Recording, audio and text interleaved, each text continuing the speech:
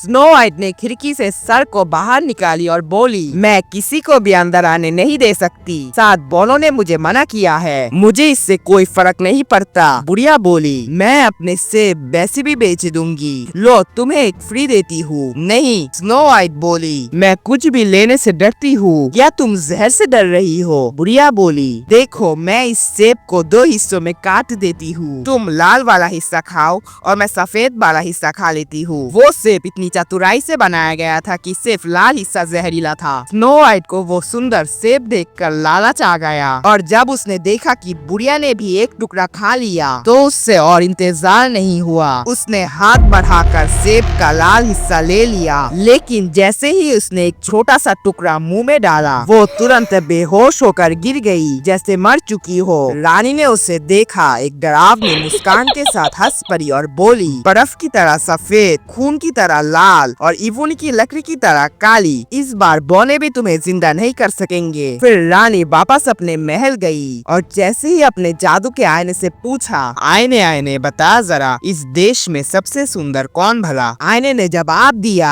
आप ही सबसे सुंदर है मेरी रानी। ये सुनकर रानी का दिल खुशी से भर गया, क्योंकि अब स्नो वाइट सच में उसके रास्ते से हट चुकी थी। जब ड्रॉप्स शाम को घर वापस आए तो उन्होंने स्नो वाइट को जमीन पर पड़ा हुआ पाया। वो बिल्कुल सांस नहीं ले रही थी, वो मर चुकी थी। उन्होंने उसे उठाया और कुछ जहरीला चीज ढूंढने लगे। उन्होंने उसके लेसेस खोले, उसके जुल्फों को साफ किया, उसे पानी और वाइन से धोया, लेकिन कुछ काम नहीं आया। प्यारी लड़की मर चुकी थी और वो वैसे ही मरी हुई रही। उन्होंने उसे एक बियर पर लिटाया और सारे 7 ड्वार्फ उसके पास बैठे और 3 दिन तक रोए। उन्होंने सोचा उसे दफन कर दे, लेकिन वो अब भी एक जिंदा इंसान जैसी लग रही थी। उसके गाल अब भी लाल थे। उन्होंने कहा, हम उसे काले मिट्टी में दफन नहीं कर सकते, और एक ट्रांसपेरेंट ग्लास का कॉफिन बनाया जिससे वो हर तरफ से देखी जा सके। उन्होंने उसे उसमें लिटाया और गोल्डन लेटर से उसका नाम लिखा और ये भी लिखा कि वो एक राजकुमारी थी। फिर उन्होंने कॉफिन को एक पहाड़ी पर रख दिया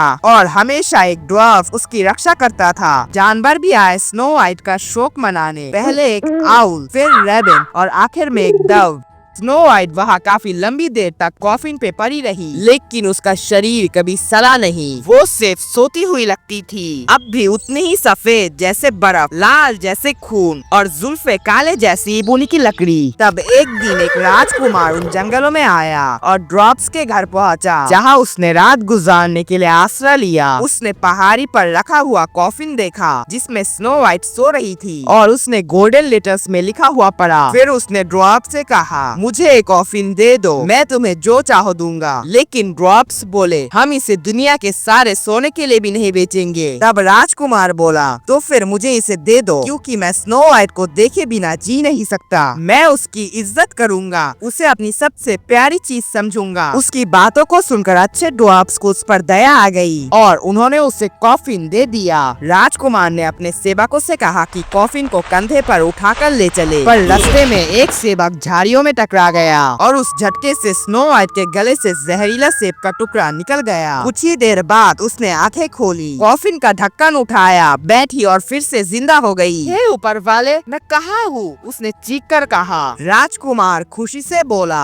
तुम मेरे साथ हो। उसने उसे सब कुछ बताया और फिर बोला, मैं तुमसे दुनिया में सबसे ज्यादा प्यार करता हूँ, मेरे पिता के महल चलो, तुम मेरी पत्नी बनोगी। स्नो वाइट ने उसे प्यार किया और उसके साथ चली गई। उनकी शादी बड़े शान और शौकत से तैयार की गई। स्नो वाइट की बूढ़ी सौतेली माँ को भी शादी में बुलाया गया। उसने अपने सुंदर कपड़े पहने और अपने आईने के सामने आई। आईने आईने बता जरा इस देश में सबसे सुंदर कौन भला? आईना बोला, रानी आप सुंदर हो, ये तो सच है, पर राजकुमार की जो दुल्हन है वो आपसे 1000 गुना ज्यादा सुंदर है। बूढ़ी औरत ने एक श्राप दिया और वो इतनी डर गई कि उसे समझ नहीं आया कि वो क्या करे। पहले उसने सोचा कि शादी में ना जाए, लेकिन उसे कहीं भी सुकून नहीं मिला। रानी फैसला करती है कि वो उस शादी में जाएगी और पता लगाएगी कि ये कौन है। जब वो शादी में पहुंचती है तो दुल्हन को देखकर वो गुस्से और डर से जम सी जाती है, क्योंकि राजकुमार की जो दुल्हन है वो और कोई नहीं बल्कि उसकी सौतेली बेटी स्नो वाइट ही होती है। गुस्से में आकर रानी शादी में हंगामा मचाने की कोशिश करती है और स्नो वाइट को और एक बार मारने की साजिश बनाती है, लेकिन राजकुमार सब समझ जाता है जब स्नो वाइट उसे पूरी सच्चाई बताती है। राजकुमार राजकुमार उसे स्नो वाइट के खिलाफ एक और साजिश करने के लिए दोषी मानता है। सजा के रूप में वो रानी को आदेश देता है कि लाल गरम लोहे के जूते में नचाया जाए और तब तक नाचे जब तक वो गिरकर मर न जाए।